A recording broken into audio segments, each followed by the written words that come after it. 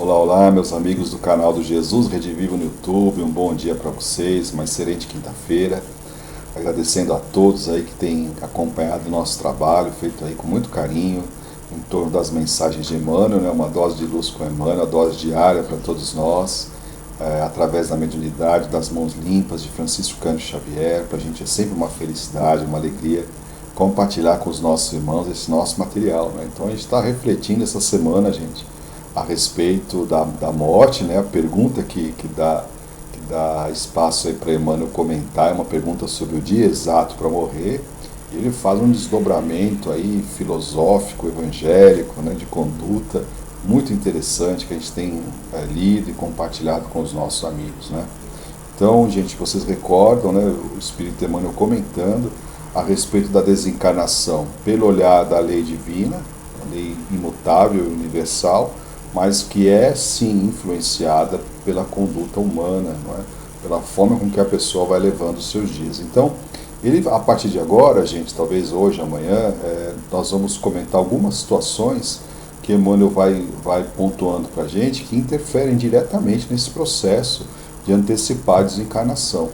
E é importante nós lembrarmos a vocês que as atitudes no bem e dentro da lei, por um outro lado, podem muitas vezes estabelecer moratórias, prorrogar prazos, não é?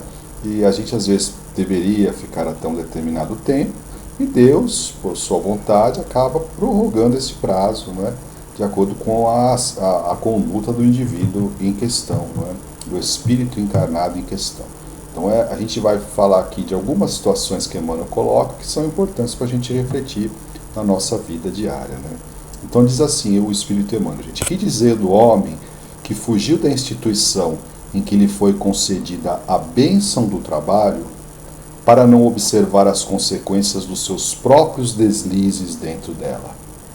Ou seja, no ambiente de trabalho nosso que Deus nos concedeu, às vezes a pessoa foge do domínio do trabalho porque são tantas situações que se cria, não é? Que a gente, quando vai ver a consequência disso tudo, que um dia isso acaba vindo à tona, né? Muitas vezes construções infelizes que a gente fez, então a pessoa até quer fugir, né? Quer fugir do resultado das suas próprias obras. E isso só é possível na Terra, porque no além a gente não tem como nós fugirmos disso. Então Emmanuel já fala assim: não dá para a gente tratar a pessoa que aceitou a posição em que Deus lhe colocou fazendo o melhor, da mesma forma que a gente vai tratar a pessoa que, na posição em que esteve, procurou de todas as formas possíveis, às vezes espizinhar seu semelhante, criar problema, e depois ainda não quer assumir a situação. Que dizer, de novo, ele fala, daquele que não quer enxergar as próprias dúvidas que ele mesmo criou. A pessoa chega, muitas vezes depois da existência, chega num período em que vai entrando nessa questão já.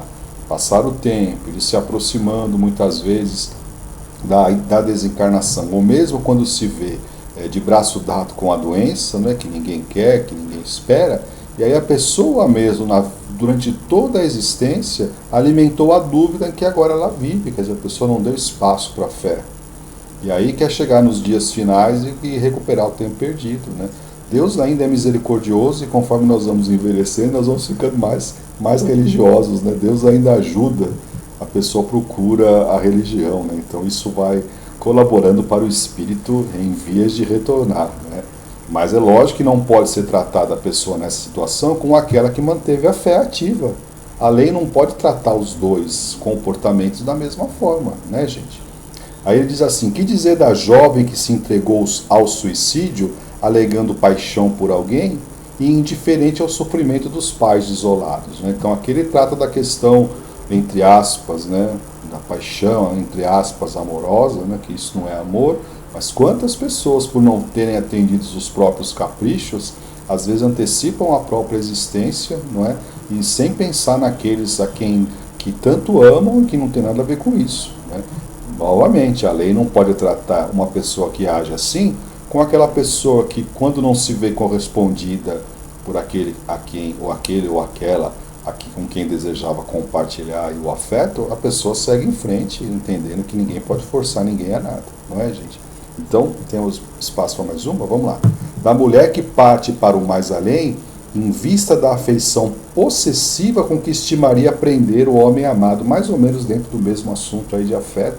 Quantas vezes tanto mulher como homem que pretendem muitas vezes enclausurar a pessoa em nome do amor, né? Então a lei não pode tratar a pessoa que age assim com aquele que faz do amor um processo de libertar, de ajudar o outro a ser feliz.